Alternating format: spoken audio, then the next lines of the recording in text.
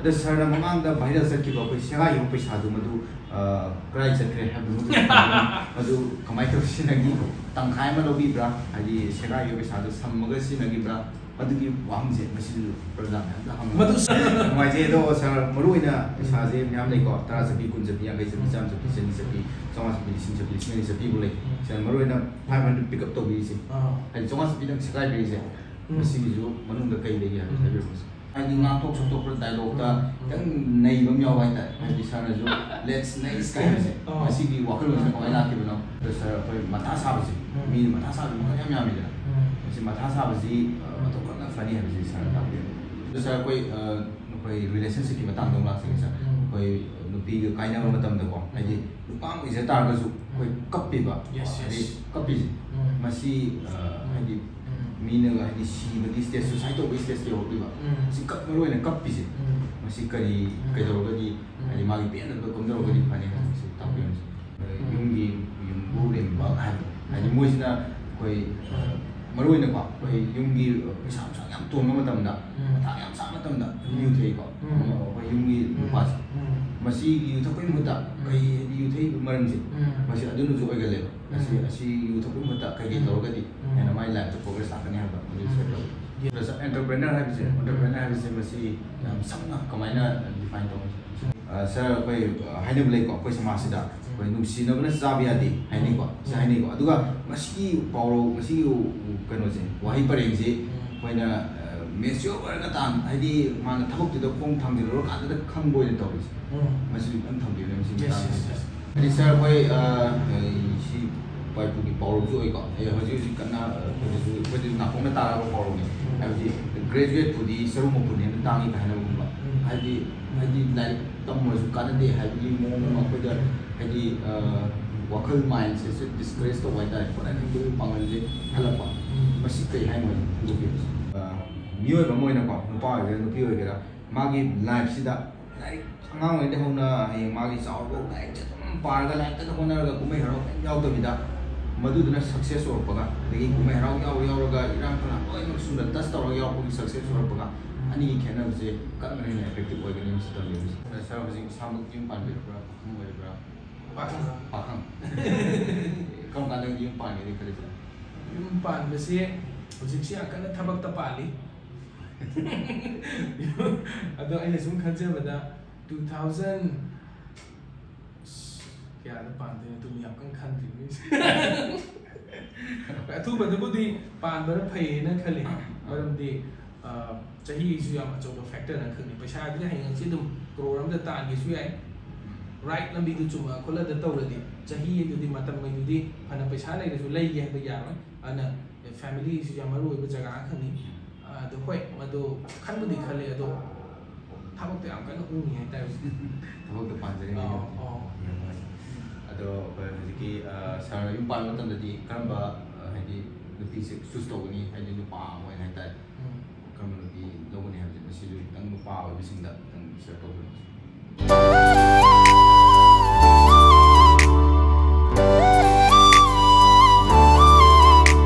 Imphal चिंजाक fest हाइना मिंगथोनबा event असि लाक्लिबा जनवरी तांग 10 2023 दग हौरगा 31 जनवरी 2023 फाउबा मोंगसांगै बोरोय मखोंग ग्राउंड दा पांगथोक जगनी हारिबा इवेंट असिदा आंगांग सिंगी ओइबा प्लेइंग एरिया जायंट व्हील मखल खुदिंगमकी फूड स्टॉल मखल खुदिंगमकी commercial stall handloom and handicraft stall असिना सिंगबा सरुक याजगनी हारिबा इवेंट असिदा एंटरटेनमेंट प्रोग्राम कया अमसु यावजगनी मिंग ओइना पल्लबदा तप्ता नाइट मतम इसै Manipuri rock band karaoke competition dance competition celebrity meet YouTuber meet हारिबा इवेंट असिदा सरुक याबिनिंगबा अमदी स्टॉल फंबिनिंगबा सिंगना मखादा पिजरिबा नंबर असिदा contact तौबिरउ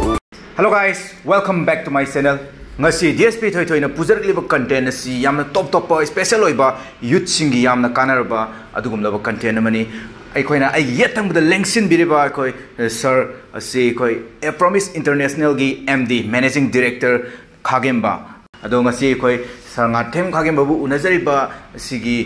top magi kahani myam da piningliba koi message si maroina koi youth singda youth singda horokliba youth singda kanabam pijage na purakpani amadi maraksida entertainment khara dum yaujage kai masoi hibalan ki yaurbasu myamna ngakpigani okay koi sir da laksage adu sir amamakta da sir gi horokpam haitar masi hana intro to bioni sir. Yes, so thank you so much yam thagachari DSP thoi amadi DSP thoi gi subscriber puno bapu kongno na khunum jari and aigi horokpam se singjamai dagi singjamai ngakrabam lairak dagi hai. Oh, yam noise do sir gi mama ba du jana habiram sir khoi ai baba gi mingna athem suthir aduga khoi ima gi mingna RK dubala and ichinaw dana ai je phaibok ne mayam khabi da ba yawamasu ai gi yamba phaibok ama leiri mana chinglem ba kawi aina khagemba aduga gi chenupi nga Angela hana khoi pulapna manga jeta. Okay, yam noise sir phaibok tu masak samana bi brasa ga dum hana di amana rame pi ngai da haitare samga se tena ka adi lukham ga je on thoa le padi mayam na masak ka khangdi haita adu hujikti kham chawrak paira kaino khara dum khenara e haita dum jidi an ka mana budi oite hana di amana ram oh dum wangang sanga dum sir ga mana voice ka di tone ga di dum mana ado aina maru aina sir khagem da laksaning budi hoi sir na social media da matau karamna khong thangjilaki masi an mamukta da thambiyo haibdi koi Facebook ta WhatsApp ta sir je thadok endong na viral satna sir na tokthorokpa adagi sir na ngang thorokpa dialogue adi simyam se masi thadok endong na viral satle sir masi kai waklo leibagi social media da khong thangjilaki bno masi han share tobi. Yes, that's a big question and maruina ai si business to entrepreneur amo ibna business am tawge di mayamna khangda ba yada ba hita mayamna khangi matik koi business se mina khangaga di potu leibi doini or whatever adugi exchange ama laktoini haita admai tawga ina Facebook se 2000 probably 19 something swai dagi haugi ba man da ai se sakang mai khang mayam da su khangna na ba haita ina tawri je college man tawga 2019 swai dagi hau adaina hauropa matam sida kitang ahamba dadi ai su khwai hauropa matam da koi gi negative comments haita sida ba khotha ba mayam ma dum thingnai haita masi ado ahamba dadi hainaram de haita something mina thina ngang pai se kanam ka su pam haita ado ahamba matam da dum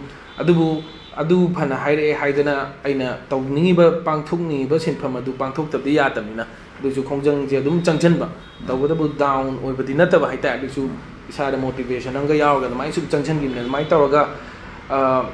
yes maru ina viral chakhi ba je matam mama yaw gi haita na hangai live mamang tho su miyongi tangkak amom yaw ba ne haita daina pachanga chapim segai ba yaw gi haita adugi segai gi ba mikup tu dagi viral se chat ki bani doina paisa se yam kak tana phau sa dana or sitta dana segai gi bai wadi nate segai gi se maru oina khoi haidi paisa se handana yeng bai wa su nate adu maru oina kai haita ne paisa hai basidi tala kan da thokpa pot ni tan bam changi thabak to bam changi ana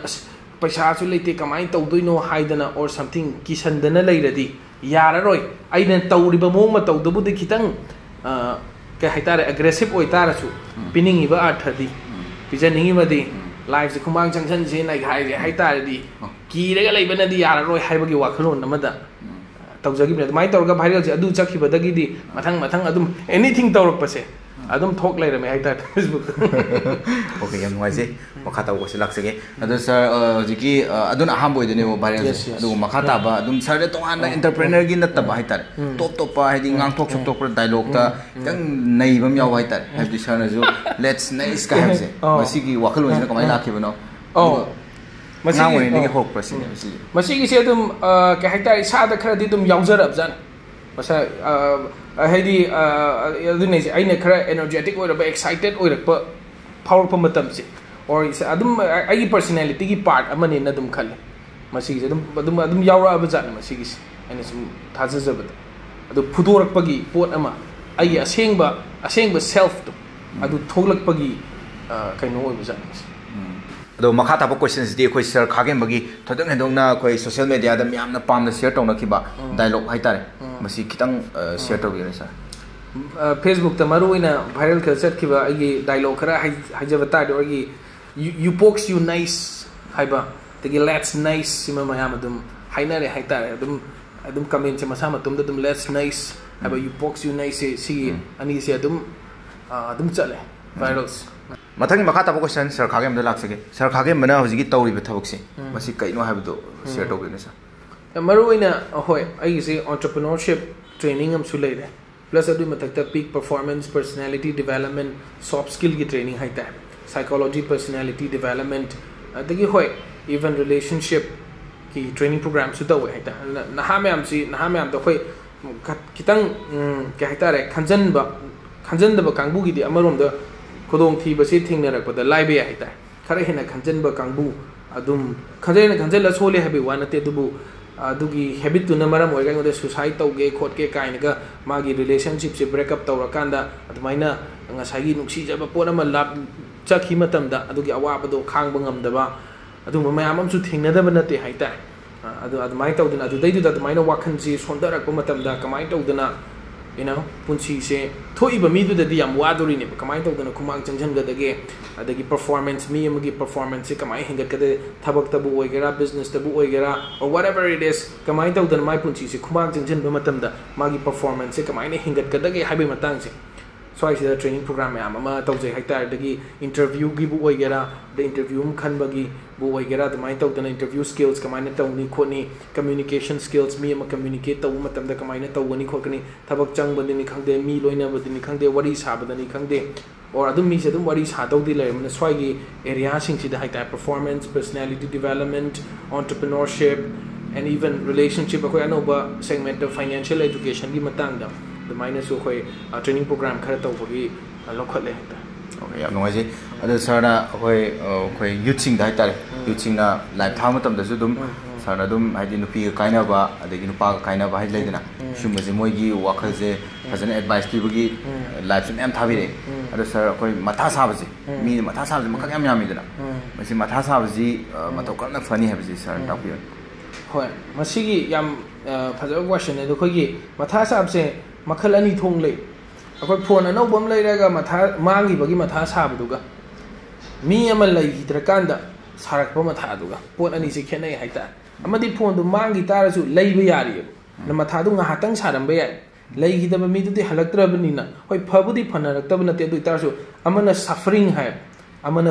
haita amana something anxiety frustration nga haki oiba amaduna upai mi amna matha depression na ba kan kan na ra ke ha matam sida ai upai leitre ha bi wakhalun upai leitre ha bi wakhalun se la akanda mi se depression da chatpa we di anything aina tau tara su poche yara roi oiroi haina masa sida dumaina personally lawrak pai timing se dei sida mi se depression se changchan ba hoi haita anna sumai tau dena depression se changchala ba khojala ko haura tu matam sida kamai tau tara di mi se tholakada ge haibasi aduna si training na budi am sang na ta ado samlapna hayo hai matam da koina kaino se progress haina porama nang jaga ang khakta nang pana chai resu jaga ang khakta di nang phagata yaroi doi progress ama jaga ang khakta tawbiyo samna da koi Dwayne Johnson rock to ma se pura depressed na re adu su ma se exercise taw bagi jaga sida ma se phagale haita jaga ang khakta di ma phagale paisa lairam da be ai whatever career phajaram da be ai adubu jaga ang khakta yam progress se la akanda masagi depression se thaidok pangame haita poche mai tawdana progress haiba poche masi kai dano ma lambi ang khakta la handa ba yati du kandi da mi se masada pangal lama or something motivation hope ama asa ama la haita mai tawdana leiri phibam da kai dano ma kainom tawraga phagat halakpa sumai thamse okay yam noise adu sir na marik sum na thambire adu sir koi koi relationship ki matang dong lak se sir koi nupi ga kaina matam da ko adi nupa mo je tar ga su koi kappi ba adi kappi ji masi adi mina ga adi si bagi stage society to stage ke work liba masi kap maru na kappi ji masi kari kai dor ga di adi magi pen da kam dor ga di phani ha masi tapian hoi khoi gi adu nei si nupa su kappa de kai su kai di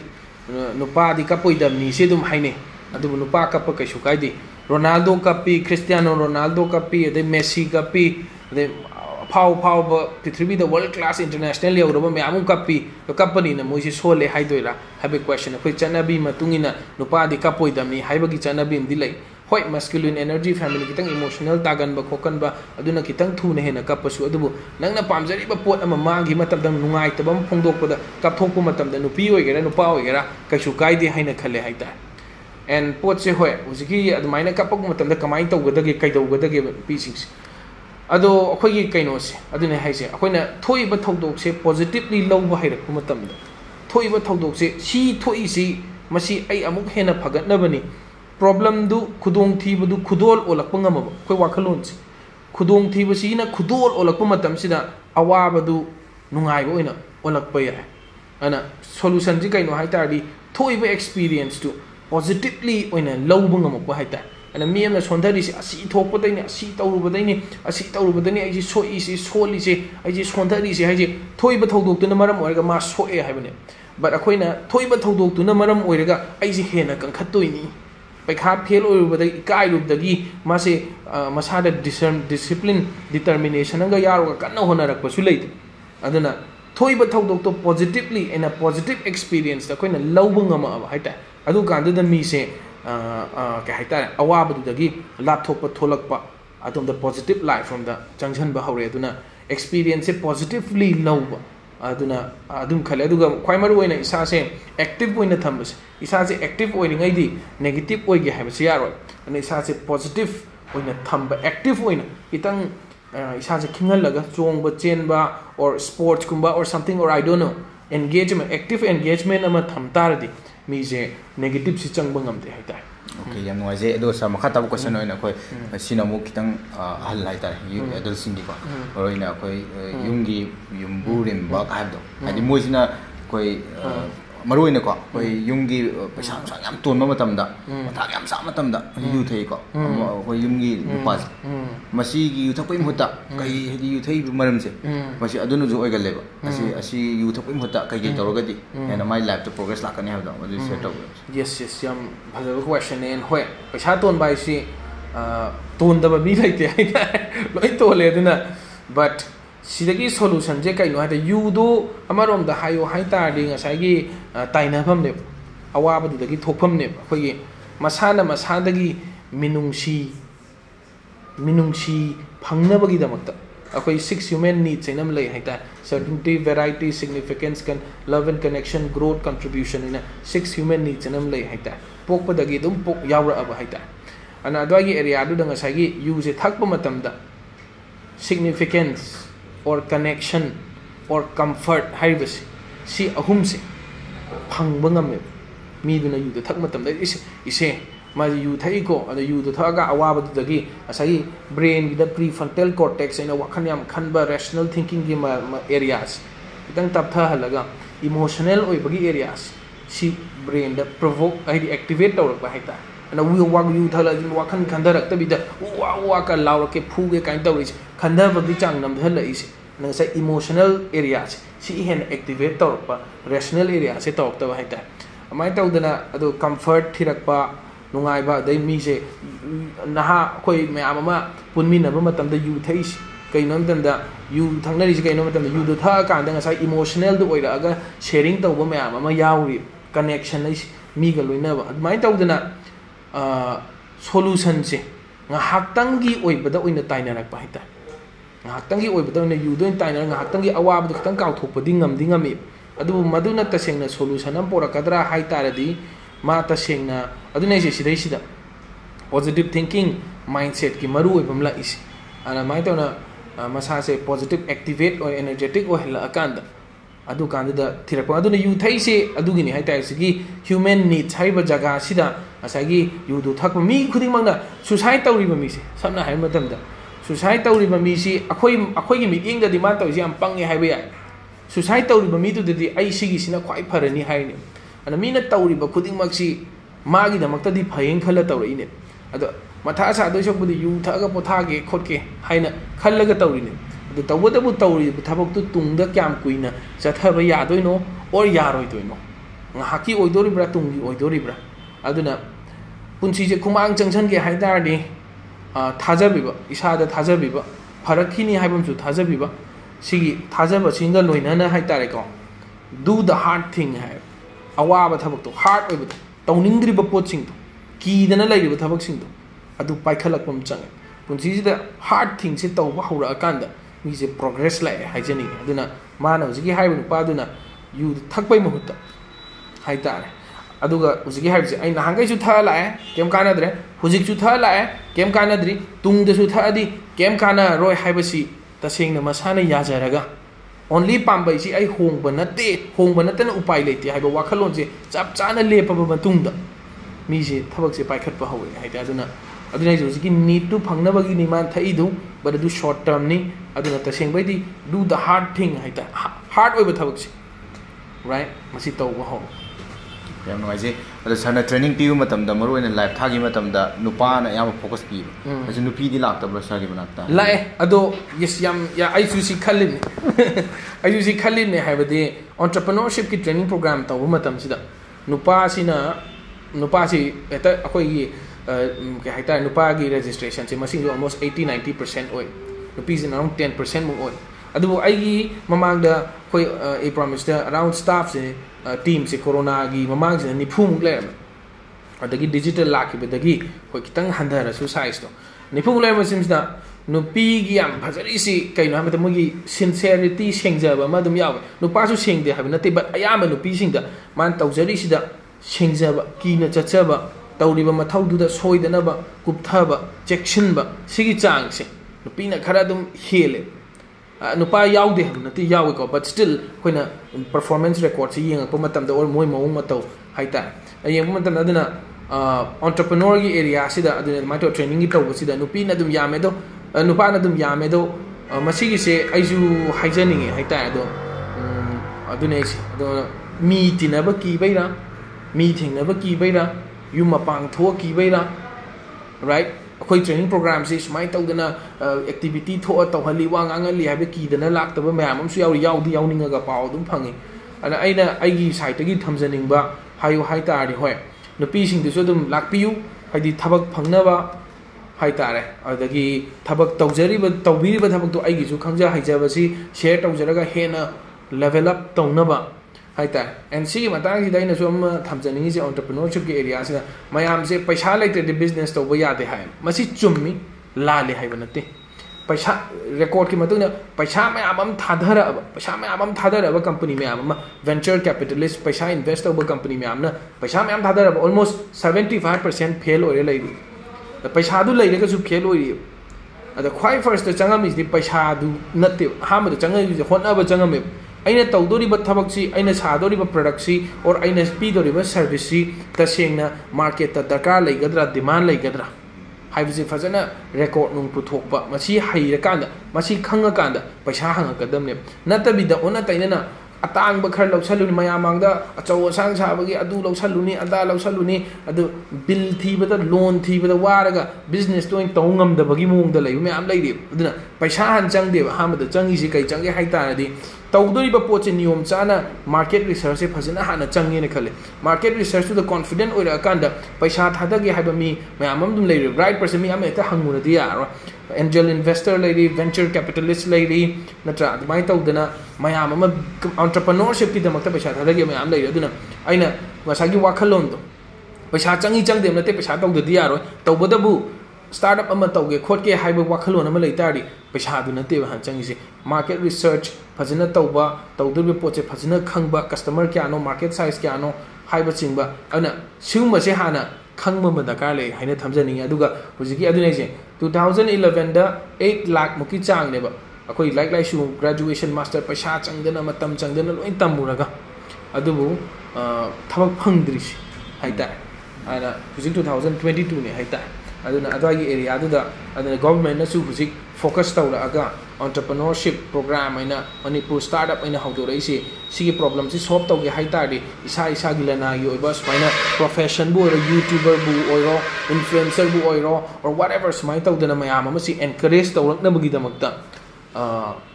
silak pani haita adu si skill mayam se khangjan ba khochan ba masi phayena khal okay yam wai sa sa entrepreneur have masi yam samna kamaina define tawni sa manipur hali in a creative way existing solution ama existing problem in a very creative and innovative way da solve to bangam bagi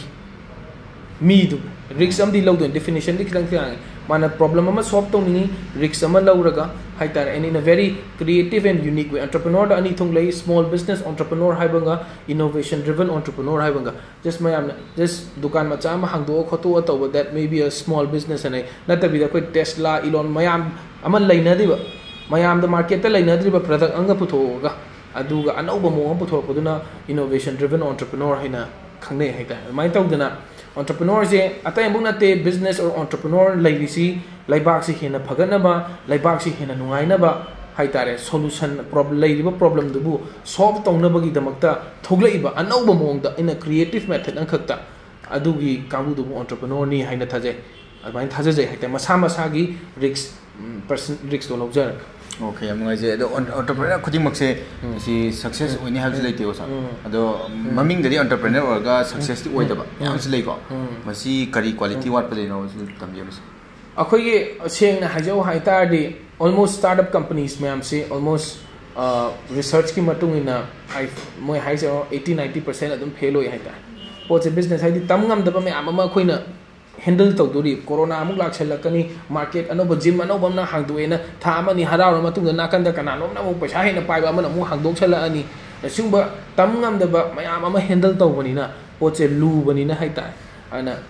entrepreneurship che lui adubu aina aingoda haijau haitara di akoji mentor haita mentor rangi manakta takpi tambi ba guru ngi manakta chatlaba khang heiba isana hauraga trial and error tawse paisa changbe ai fail hajan oi bi ai adu mohte mentor rangi manakta phajana chatlaba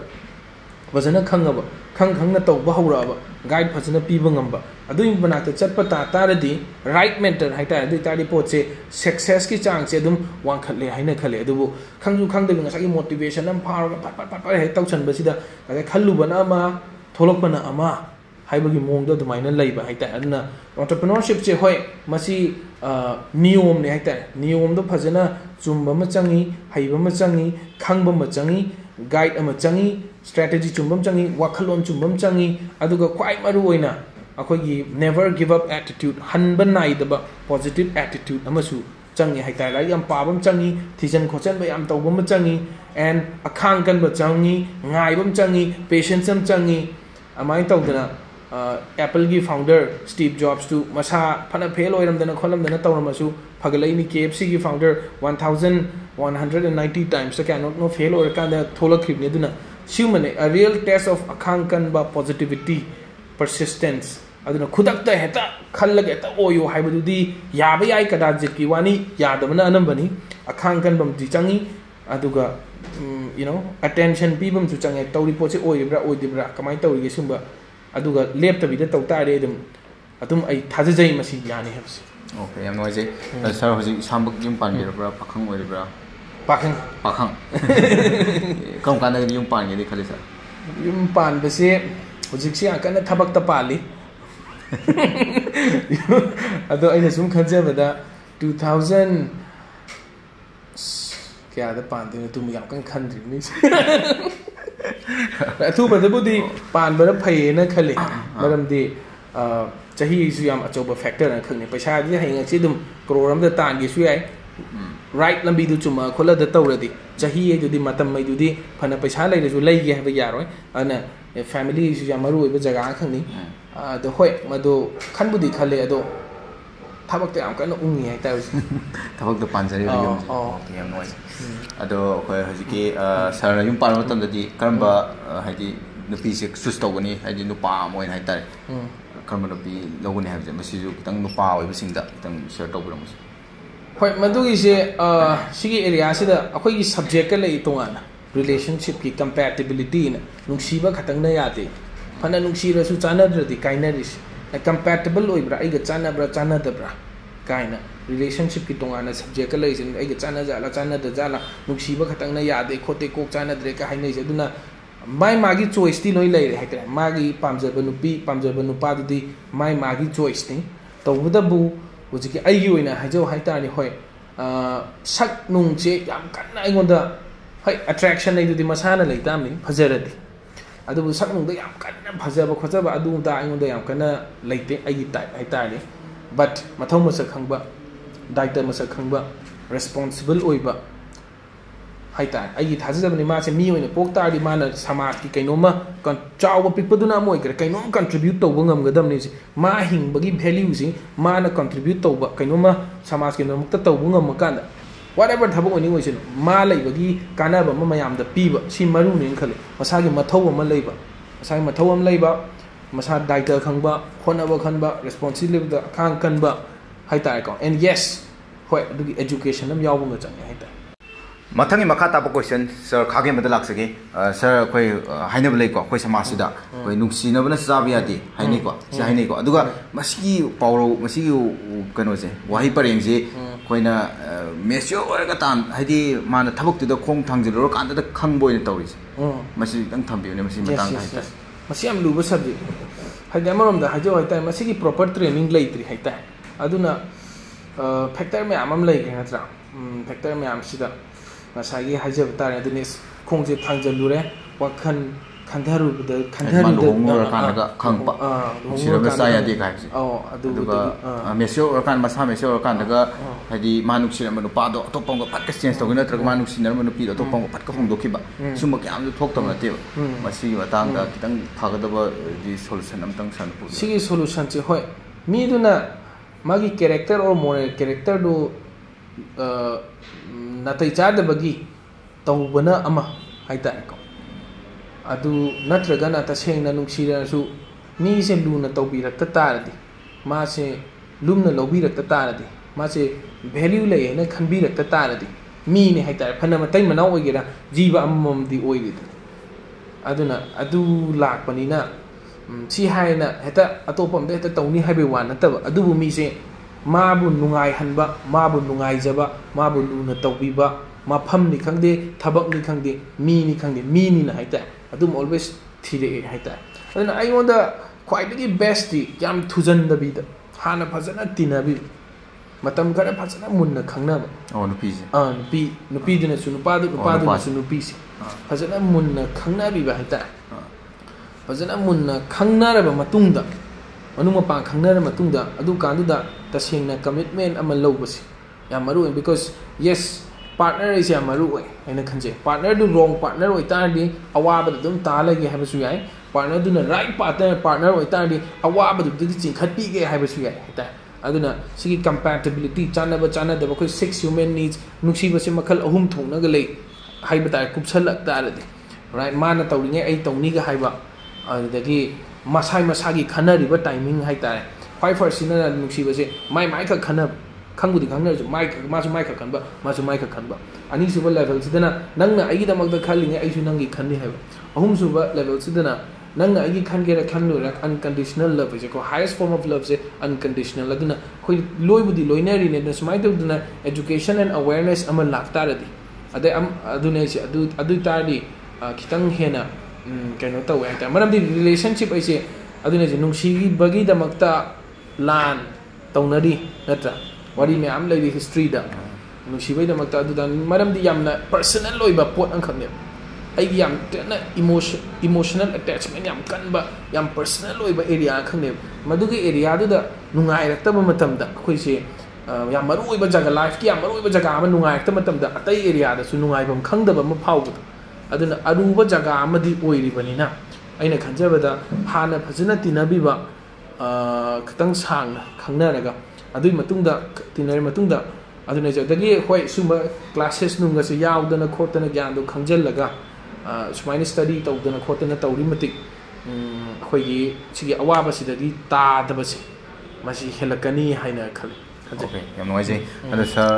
saju hangokre and sir gi qualification adigi sir hoji phangiba id leidera yama adu su kitang thambe sam yes I say I class 10 se Moscow school chingmai rong dagi tokjare dagi class 12 sena HRD dagi adu minor lo senjare adu matungda graduation jina computer science Hindustan College adu dagi lo senjare haita and I kaino se achievements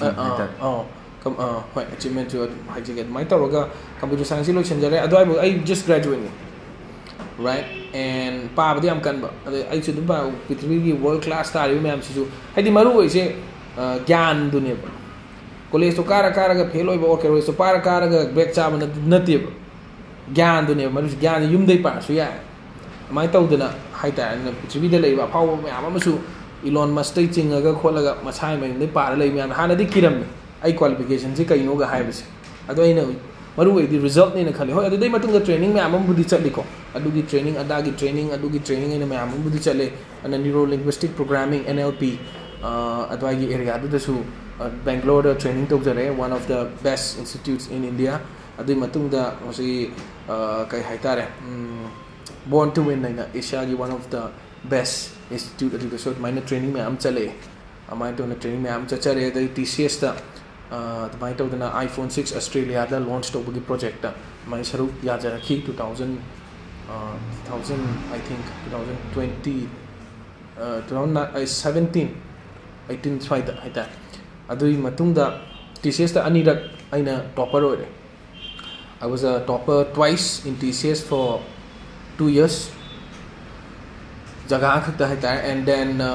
madui matung the urban club in one of the biggest Indiagi startup companies haita 1990 crores funding phangiwa company to gi operation department ta thabu tawjara me Bangalore gi aina yawi matam dana mangon 125 crores admaina phangya haita funding si aiga MD duga phamina admai wari ga sana ratana duga experience me ama admaina su yaujera khe dagi Save the Children in Asia gi one of the largest fundraising company haita adudai da trainer oina saru ya jaraki adumai tawdana experience se hoi admaina khara tanjara aba matungda ai Manipur da su ai khangjari ba khochari ba se kamaina share tawsige and kamai share tawsige and as you dum tan ba lepri haita kamai share tawsige haidana haure I promise to aduga hoi Manipur government department khara adagi big private corporations Babina group companies private aduna chingba the schools hatra me amama chingba haiba ma'am sida performance entrepreneurship mindset personality development career sigi area ma'am minor training sigi chathajari okay sir ye office uripok siko odera uripok polem lekai siko to odene to ko lete yam ngaje adu sir da question am khakala hoge adi sir koi si pai pu gi pawro ju oi ka haji kana khoi de na kong na tara ba pawro ne habidi graduate pu di saru ma pun hen tangi ka hena gumba hadi like tam ma ju kana de habigi mo ma khoi da hadi wakal mind se discourage to wai tare kodani bu pangan je halakpa masi kai haino hungdopi so aina sum khanja vai su warabu ya de hamane tajari se tobudu concept bu di understand to bungam je haita so ai ngonda thamjau haita de hoi adu nei se thammi ba potu sijin adradi kanade haibama phaw haita lising ani chapi du guha makha da ta baduga khungat ya da bi sum yengaga lising ani chapi duga khutta lupa tara chapi pai baduga bhara chathok chachin bu oiro ana ai wakhalon da just you know knowledge oina khak leiraga haitare execute tok tabudi poche action nei sina always hena action tawraga tamge aduna hena effective oin khanje chak thongba haire nganu thongba kamai haini ka khangal leiba miduga nganu thongbu tasen hairaga thongpa miduga haitare ne na result to action speaks louder than words haina hai so aduna uzgi haijab 2011 da 7-8 lakhs haitare adumai to khonari laipa ba yaunari khonari meam taunari tawbudabu aigonda khangi ba poto aina kana ba mampi da tar mi ngonda mateng pang bangam da tar di ai khangi poto kai do boino haibam le da ai paisa paige bu hairo mai ka pa ke bu hairo mi gi kaino ma tawbi dri ngai sunga ya ro paisa ji makhong thong na jelak tong na te aina kainom tawjaru bagi problem am solve tawru bagi mai la toine ana ai adu da solve taw ga tar ai ngonda khangi poto sijina thokpa ma daka le haina khale so adwai da ina thamjani se da what I feel is action da pangthok piu haibisi ongani haina thajajai haita thangi maka ta question sir khage madalak segi ado sir koi kahani mioi ba moina ko nupa oigra nupi oigra magi life sida like angang oi de hona hayang magi saur bo like chatum paraga like ta hona ga kumai harau kan yaw da bida maduduna success orpaga adagi kumai harau yauraga irang phala oi mak suna tas tawra yaw ko success orpaga ani gi khena bse karman hena effective oigani sitam yunus aigi mota hajo haiba tari even aigi ujik leiba staff team members mayam ama dagi mi thengnaruba mayam ama se sta aigi experience ona hajo haitare khoi maru ise ke haitare live se punchi si thengna bangam baduni na khale di like to hairaga kholaga sidai sida training mayam am yawi like ti haiba ma ngangning ba pok to ngang thupang ngam da मीना कई खनगीगदगे मीना कई हाइगदरा अई हाइदुसु याबीदोइरा अई हाइदुसु याबीरोइदोइरा हाइदना मसाना मसागी तौनिंगिबा पोट ngangingiba पोट मसागी फिरेपतु फोंदोकपा ngamdaba उथोकपा ngamdaba मा खंगी ग्यान मोद अदुम लैदोरे मा खंगी ग्यान अदुम लैदोरे अदुगा मा तौनिंग पोट तौ ngamdadi मा तम्मीदु कई कांदुनो हाइना खले सो स्माइल तौदना खोगी होय याम कारण तारुदना लाइफ ने एन्जॉय तौबा कैसु गाइड आई दुम एन्जॉय तौजिजे दुम एनकरेज तौवे हाइता अदु चुतौ तौरोइदमनि हाइबलेति आइजु दुम एन्जॉय तौथु बट मतंग चाना इथौ मसक खंगना टाइमिंग चाना दुम तौवे हाइता सो कैसु गाइडिंग खले अदुदा अदा ngasai gi hujiki haijabda duna mai tawna aina hainingi ba poto haiba ngamdra ba aina phongdoi ba poto phongdokpa ngamda the versus me lairi akoina pami di result porak padune fall ta badune paikha du khan badune operation du successful oi badune adana result porak pungam ba se aduna maru aina aina haijau haitari hoi experience life ki dakar la enkhale wisdom se experience gyan se dakar la enkhale experience yaudam adudi angang macha je pitru pikpa nga khak mi ang ama tena pharaga ma se sananing ba mong angang macha du sanage haibase dum ya enkhale maram di angang du experience wat pai ne angang no kari na phai kari na phatri je khangdri chamana na ka manu sum leiba nupimsa or nupamsa or whatever ma larik tadi am hairam ba yai but life ki experience ka wat lip the ma thingna rak to riba issue problem me am adu ju khangjan ba phai na khale hinge haita di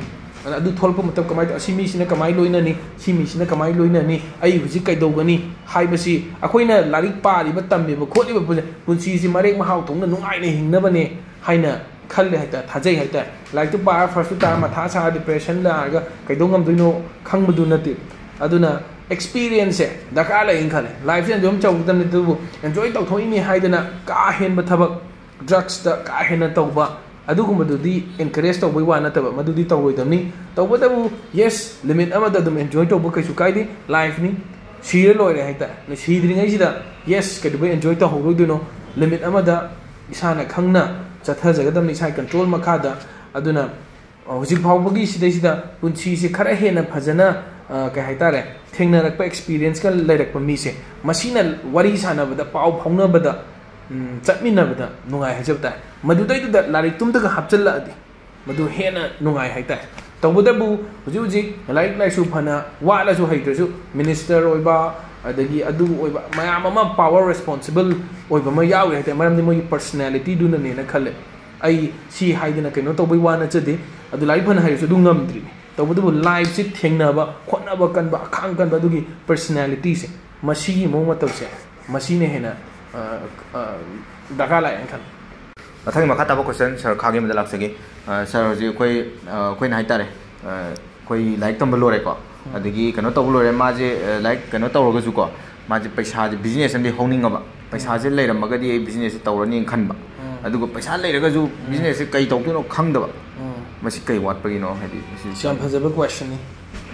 अदु पखम थमजगे हाइता सिदैसिदा ngasi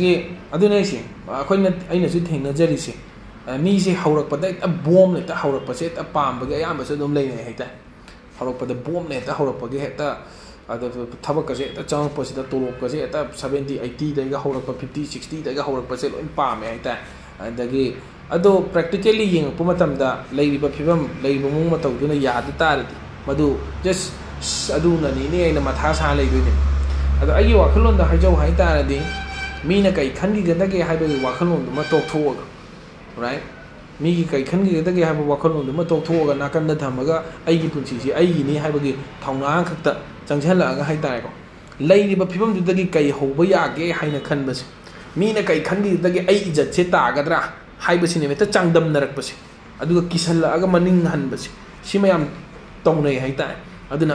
lakh 10 मुक्तंगा लैरदी lakh 20 मुक्तंगा लैरदी lakh 30 मुक्तंगा लैरदी और लाख अदु ngai lab नतब खुद पाली खोंग पाली कैदौ यागे कदाई चकदगे कना समनगदगे अदुगी effort सु थादनिंगद्रे अदे मसादा पैसा सु लैत्रे अदुदने बतारिबो दोसासे अदवाइदने तादुसी अदो हुजी स्टडीज में आम इंटरनेट में आम नदम यंगबीब मतमदा पृथ्वीदा ख्वाइदै माइ पाइबा हाइता इवन मणिपुर दबो लैरो कोई पाउंग विक्रमजीत SBS के अइना ममांगदा इंटरव्यू म लौजगिबा मतमदा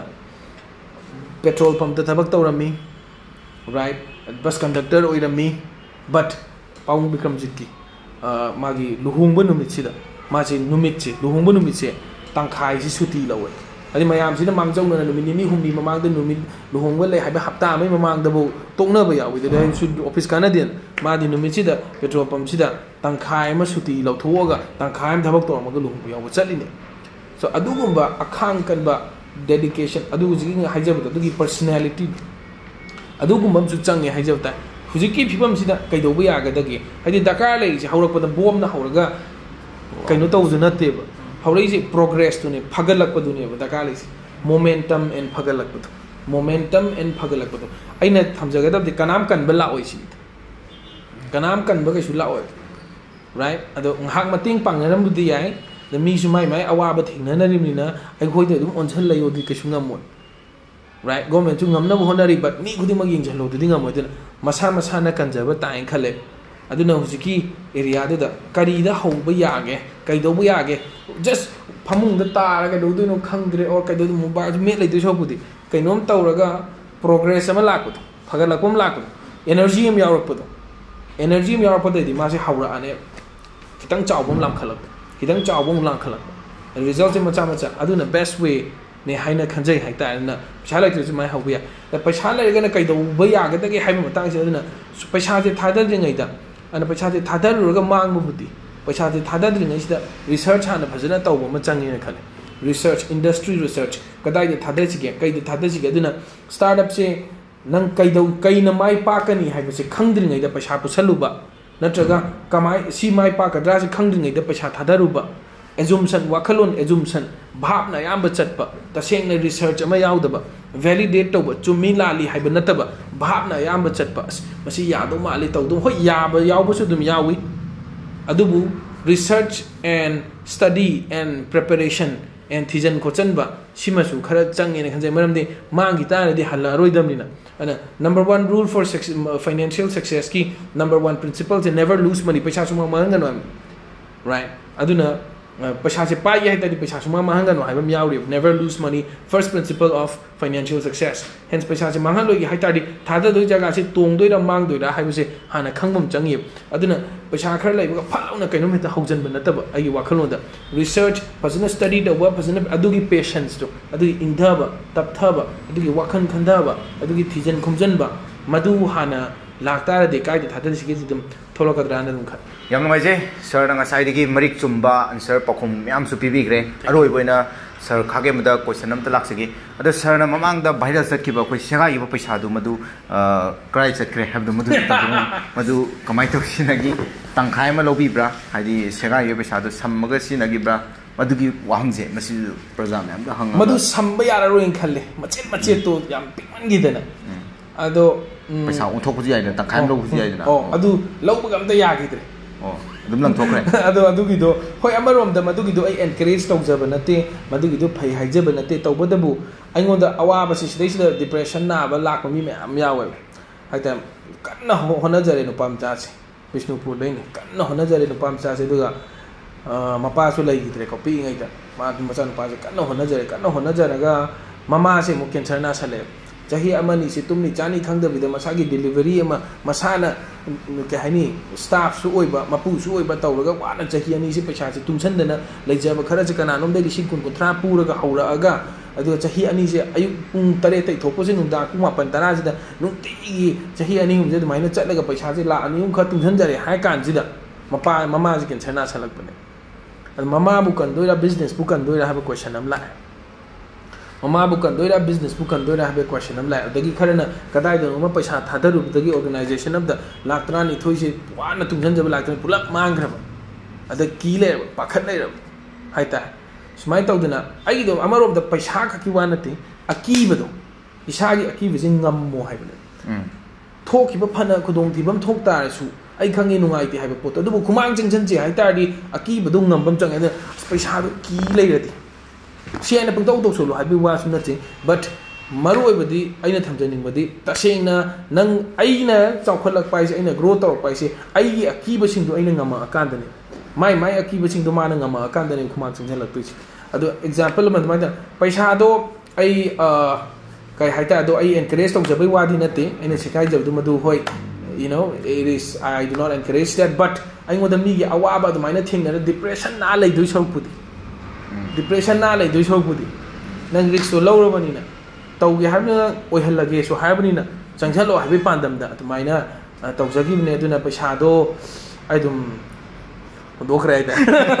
anwai je do sir maruina paisa je myam lei ko tara sabi kun sabi yang kai sabi sam sabi jani sabi sawang sabi lising sabi lising ani sabi bolai sir maruina 500 pick up to bi se hai sawang sabi tang segai bi se masigi ju manung da kai lege habi habi mas mado dum pocket dum yawam ban pocket dum yawam ba dagi dum sa to segai bane ba okay no je do sir sai dagi ngang mo su sir na chum ba myam ngang bi re wa ju war mani do sir sin je hoji kai chani ai sam tha bi ne I see kai chani ge ba how about juice ama lemon juice kum am thani ya lemon juice kum ba aduna pel aina leijaram de sir gidam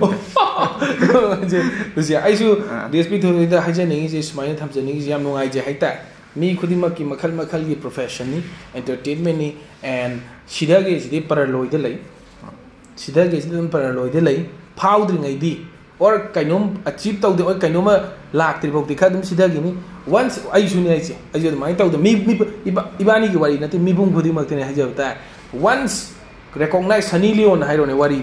tin sinara mi ne bujina sinma namdana du tau dana da tau dana ma ji ji muk recognize tau ri ne wari ni ko ana ina thamjani se until it is done oi dir bobo di khara dum akoi ji thinai hai ta mai pa ko gi lambi ne na khale do tauro dana adu ne dialogue tunga sagi do tauro dana nang di hai kan da na bung ngam drise aduna I am ti thagat che whatever was give power ba manung da yar ba drive to mai ne ga lak ne interview ai khatena te na sir DSP gi su a YouTube channel ne ama adida ngarang sir Danabir Laistram adagi Jojo Rajkumari Miss Jojo Rajkumari na chingba mai amangi interview mai amma thina jai hai ta so adu mai am thingja mai tau dana adugi chattana khotana matam thada dana effort thada dana energy thada dana tau bi mai am du so ai lang ujai an ado eta ama kanano me ta tau da and team sibu pulap thagat jai haita and ama ta tau dana di moisu ngam drib adubu phamung dei ngang di loi ngam me hajani haita aduna am tin thagat jai really appreciate it and thank you so much mai tau dana a promise to su lak people dina laibak se entertainment tawraga harau ba manipur ma oi ba achau ba saru ama pipi bagi damak ta thagat jai okay yam noi se sir su ibu thar pipi aina sir bu angai den thagat sari ado sir gi id sagi oi ba id sum leidana atopa kai kai promote tawning ba haitare sum leidana sir gi phenomenon announcement tawning budi leibra okay so I site tai thamjo haitare di hoi smai tawduna a promise na koi training khara dum tawje haitare jeki personality development performance entrepreneurship kai ba ki ba kamai si ba wakhan khanjan ba kamai tawgadage da mai tawduna adugi area sing da jujik lei ba problem sing si solve tawge habi bata tardi smai tawduna training sida dum or office da lakpi raga or website or akoi website www.apromiseinternational.com natraga Facebook ki page ta kano tawbi biagani or phone number 9402686943 mafam na report ni ka okay thank you asai interview manungda koi sir DSP thoina kari chani ni haina angira ki do matam na aina lemon juice how ba mat chani ni na hagi badugi agi asadu thungan bire thank you so much yam nuai jai